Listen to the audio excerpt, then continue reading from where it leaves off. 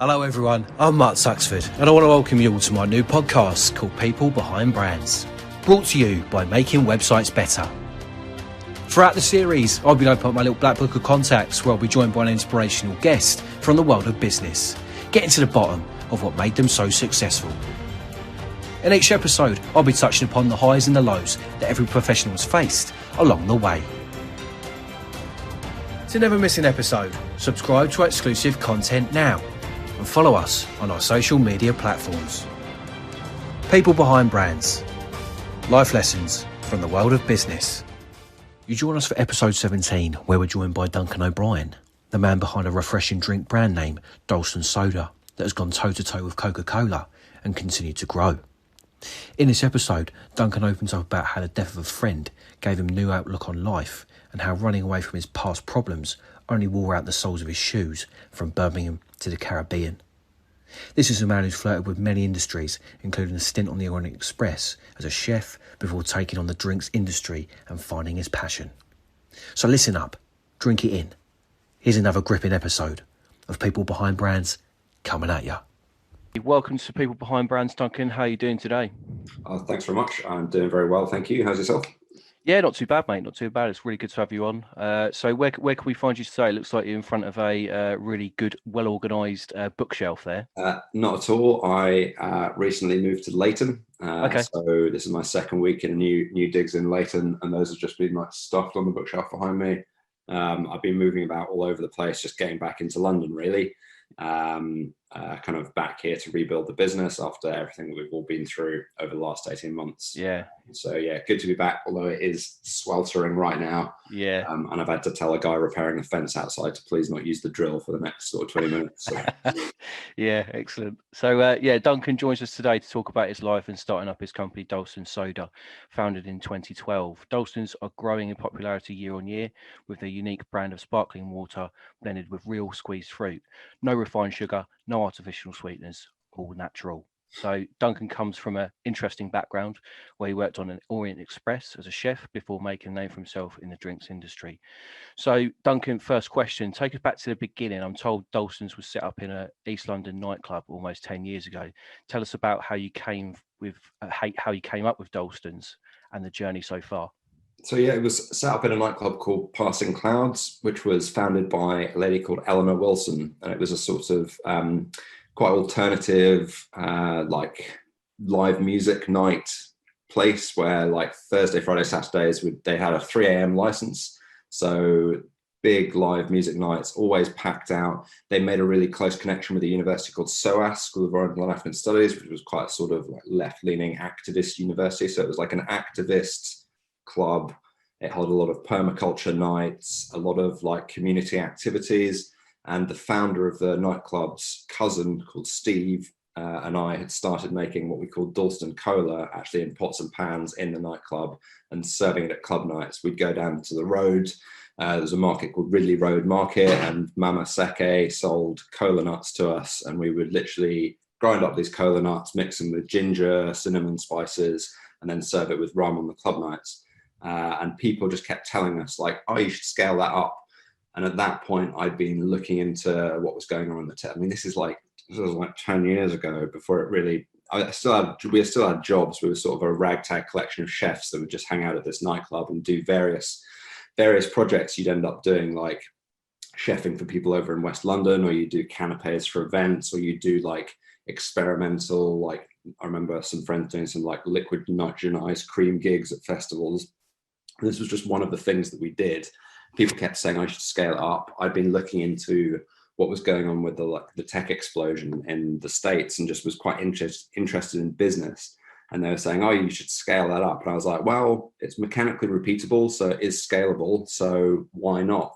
And just sort of plowed into it. I actually took out a £300 payday loan because I had no money at the time to buy a first pallet of 2,000 empty bottles, and then just started making it in the back of this restaurant down the road.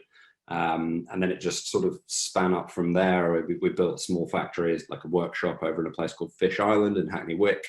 And over a few years, we pumped out about 500,000 bottles by hand. I'm quite good with machinery and just like bodging together and cobbling together different mechanical systems. So we made like a functioning small factory, and did a lot of it in the early days by hand. But yeah, it all started in this nightclub, Passing Clouds in East London, which is sadly no longer around. It got shut down over a kind of land dispute a few years ago. There's a big community outcry, but fantastic place. And I sort of always feel like the spirit of Passing Clouds, like, I know this might sound cheesy, but genuinely the spirit of Passing Clouds kind of continues through the business that is now Dalstons.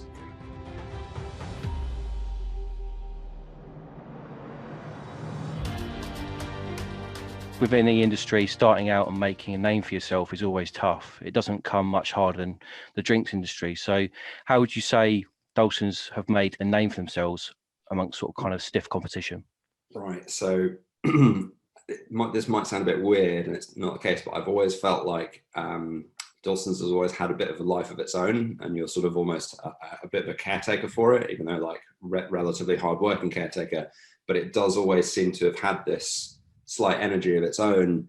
I think it helped that we were so obviously almost trying to not take the piss out of Coca-Cola, but just trying to, this David and Goliath kind of thing. So when we started it, the London Olympics was on, Coca-Cola was doing loads of heavy advertising. So if you Google Dalston Cola and El Mundo, which is a massive Spanish newspaper, you'll come up with the first ever press story on us, which was Dalston Cola versus Coca-Cola.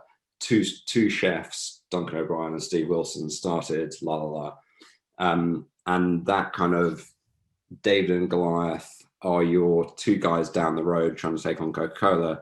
That kind of helped get us our early traction because people like that kind of thing. Whereas in actual fact, what's really kept the company going has just been like listening to customers and innovating and developing the product and really having a direct connection to our customers. So I think a lot of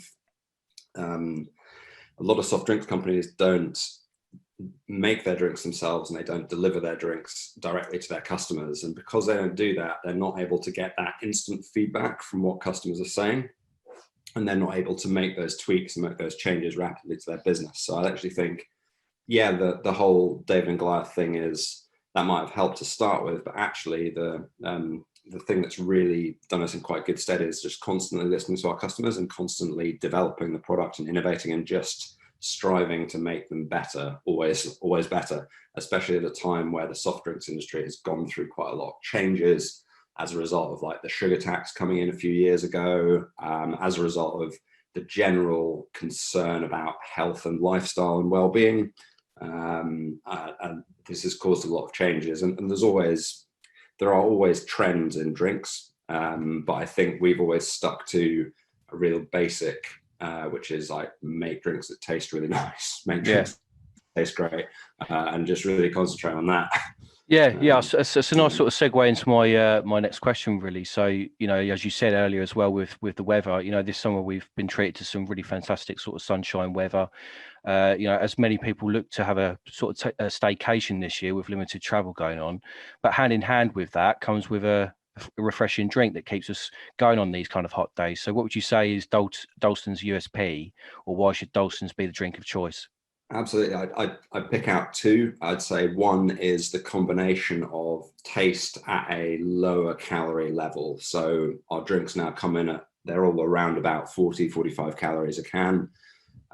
It's no refined sugar, but they taste great. So it's this kind of, I hate to say it, but I like, you can just pick one up and drink it without hating yourself afterwards. Like, I just don't drink the full fat soft drinks anymore, because I don't want that kind of glycemic overload, that sugar spike and crash. I just don't care for that anymore. I don't like stevia. I don't like aspartame, sucralose, the artificial sweeteners, or even the natural sweeteners. So it's a very clean drinking. It's clean, refreshing, lower calorie.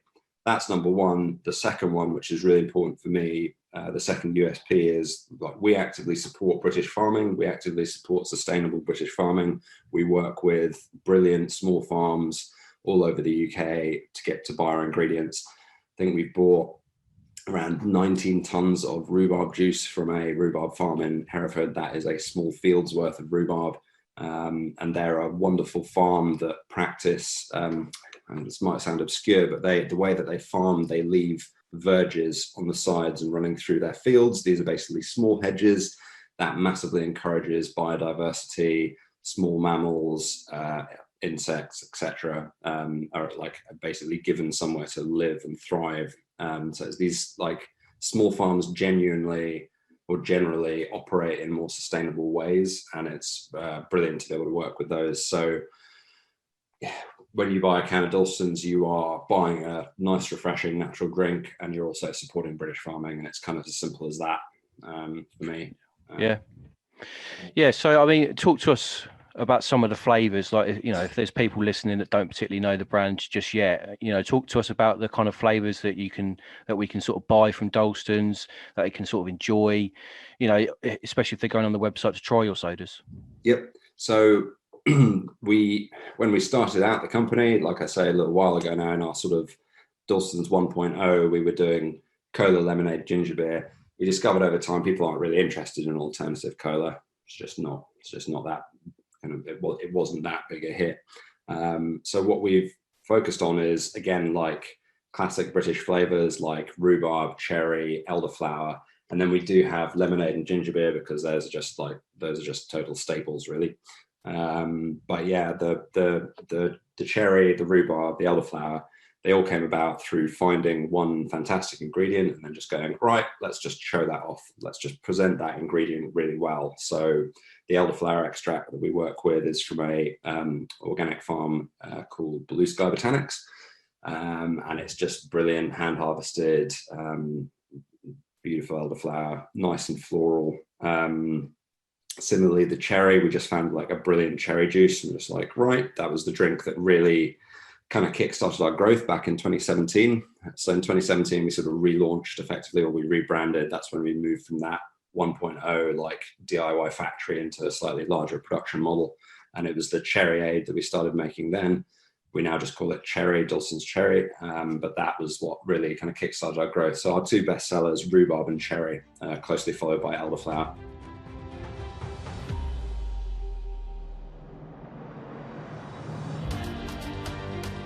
While the last 12 months have been somewhat of a challenge for many business owners, Dalstons has, had their most successful sales months. So it sounds as if you've managed to make the pandemic work for you. But how much of an impact did COVID have on the business, and how have you managed to overcome those challenges? Yeah, I would like the pandemic has not been great for us. It's not been great for a lot of people in our industry. So our company was built off our customer base has really been independent cafes, bars and restaurants around the UK, and these are guys that have been forced to close for like long periods over the last 18 months. So we lost we reckon somewhere between 55 and 65% of our business over 2020. Beginning of 2020, we had fantastic momentum, phones ringing off the hook. The team was just really buzzing. We were having fantastic large customers come to us. January, February 2020, normally very, very quiet months, were big months for us in terms of sales. And then you get to April and everything gets shut down. So we've kind of survived through the pandemic just because we were on such a great growth curve anyway. So we did about 10% growth last year rather than 100% growth, which means we missed out on realistically 1.7 to 2 million pounds worth of sales, which as a small business, just kind of breaking through those kind of barriers is pretty gutting. But we are all just so thankful that we've got through it and that we're still here, and that it looks like that we can build out of this and keep on going and keep growing. But it's not been easy. It's not been easy in terms of managing a team either. I think obviously some companies have dealt with it better than most, but we were a close-knit team that we're used to working closely together, and moving to remote working has not been fantastic. I mean, I had to build one of the more fun bits when we were doing reformulation work last year, because I didn't have my normal kind of setup. I built like a lab in my living room, and then my counterpart colleague like built a mirrored setup so that we could do development and tasting work together on Zoom. So we'd be like on Zoom talking about what we were doing, tasting together, and that worked out pretty well actually when we got kind of into it. But pandemic's not been easy. It's not over yet.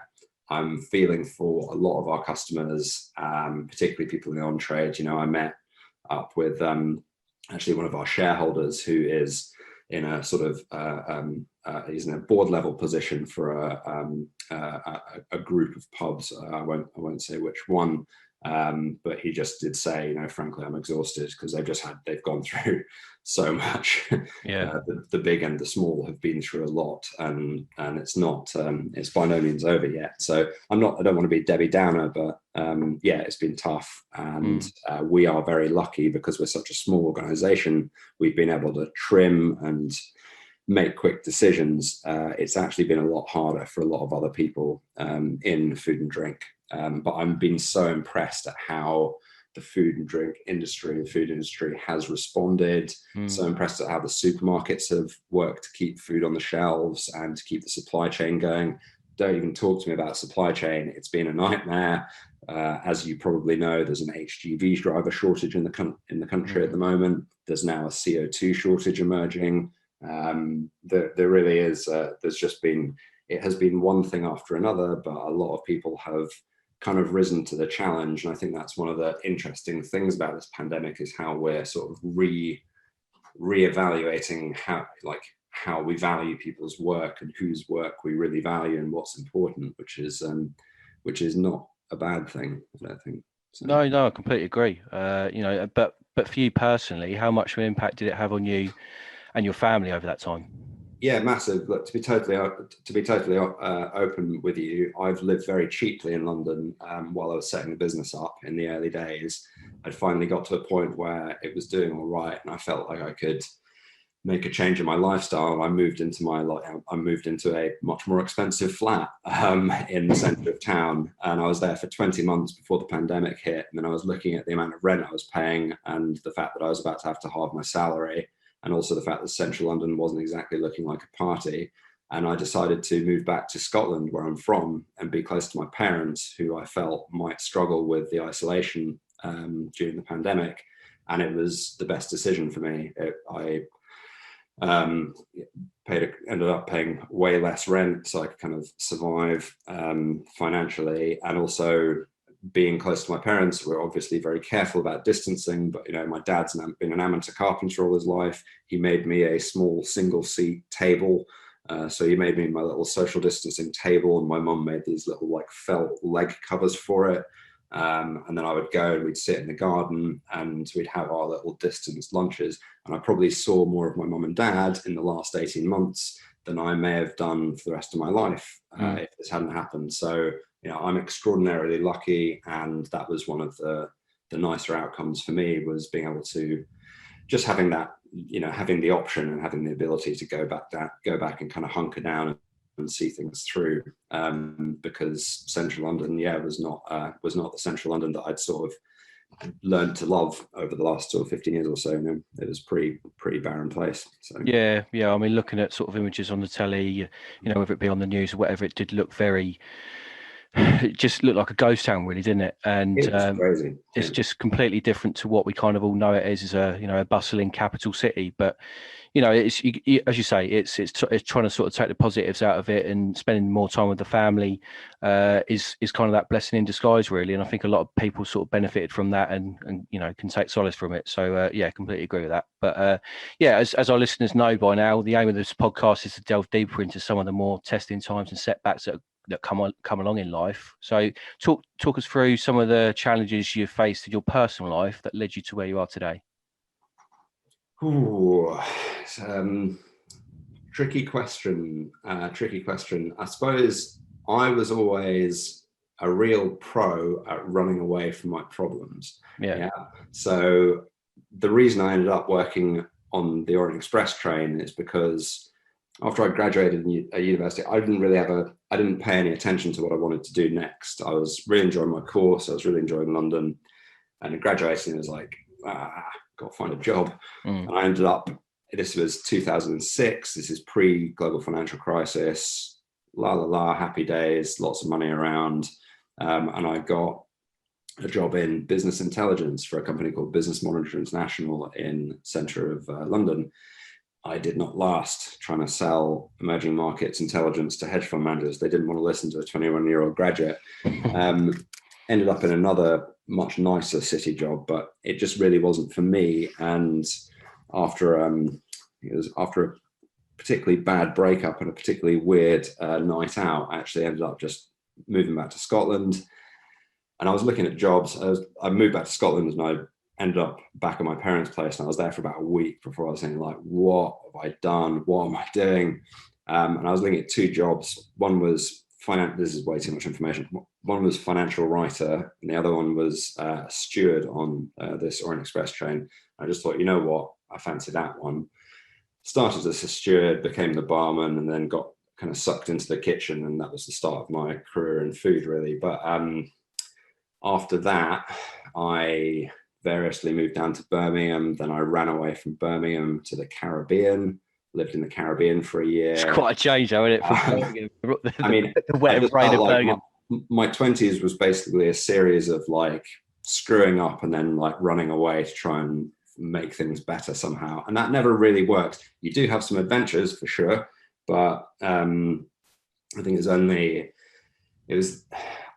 I remember, literally sitting on a rock in the Caribbean and having a bit of a think at one point and thinking like, okay, need to go back and start building. And that was a few years before I started Dalstons. But in terms of personal challenges, I mean, all right, here's a random one. When I was 18, I wanted to be a journalist, and I ended up, won't go into the reasons how, but I ended up working on a newspaper called the Phnom Penh Post in Cambodia for about 3 months. You can still find the stories online, actually, weirdly enough.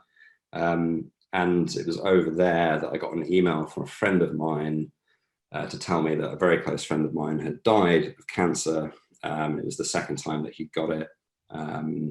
And that kind of cut me up quite badly. You're around the other side of the world. This is like kind of pre-mobile phone kind of thing. You're away from your support network, your family, and you've got this news, and you don't have the closure of being able to go to the funeral. And that sort of affected me, I think, and kind of drove me on, actually. And because this guy, he got cancer when he was 15, 14, 15. It was very close to him then. He beat it. Then he got it again a few years later, and he died from it. And those intervening years, he became this like powerhouse. He was just like working so hard, just really like grasping life.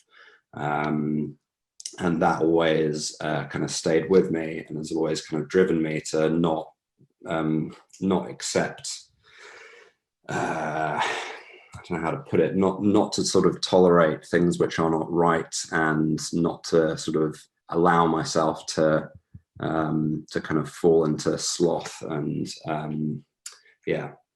so that's one, I would say, formative experience from my personal life. But yeah, my 20s was basically a series of adventures around the world, working in unusual situations and meeting a lot of fantastic people. And I would just say, yeah, I suppose what makes you is the people that you meet along the way and the influences you have. And I've been extremely fortunate to have met a lot of outstanding people, and a lot of through building Dalstons as well. You know, that's probably one of the best things about building this sort of business is the supporters you meet along the way, and the people you work with and people that back you, actually. Yeah. Sort of sounds like you've had more adventures than Judith Chalmers at the moment, but yeah.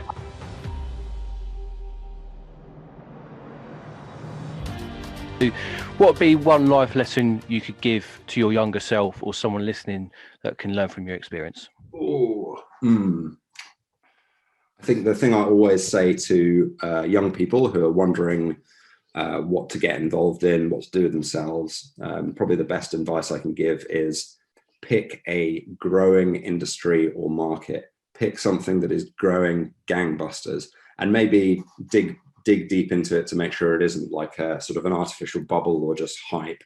Just do some reasonably deep long-term analysis and pick an industry or market that is just growing powerfully and in what looks like a great long-term way, because that growth will carry you along with it. If you pick up a skill set inside it, situate yourself within the right organizations, you will probably set yourself up for a promising career. So yeah, if you're wondering what to do, have a look at industries that are growing that interest you. Right, there you go. Some advice for you lot then. So, Duncan, listen, it's been a pleasure to meet you and get to know you. Thanks for coming on and sharing your life lessons with us on the podcast. But before we wrap up, perhaps you might like to tell our listeners where they can find Dalstons and how they can try your sodas. Absolutely, and it's been a pleasure to meet you, Mark. I really appreciate the opportunity to talk. You can buy our drinks online from the likes of Ocado, Amazon. Please pop into the larger Sainsbury's, Waitrose, Asda. You can buy them through our website, which is dalstons.com. You also can go to some of our fantastic independents. I'd like to give a bit of a shout out to Darren Rumbelow and the crew at Martello Hall. They've just opened a new venue called Alora Hall in Crouch End. They've got a series of about 5 sort of clubby bar restaurants, and they're just doing great at the minute. But please buy it. If you see it, please buy it online. You can get our variety packs through Amazon and our website. So that's a great way to try out the range. And then if you like it and want to buy long term, I'd say pop into your local supermarkets, Sainsbury's, Waitrose, Asda.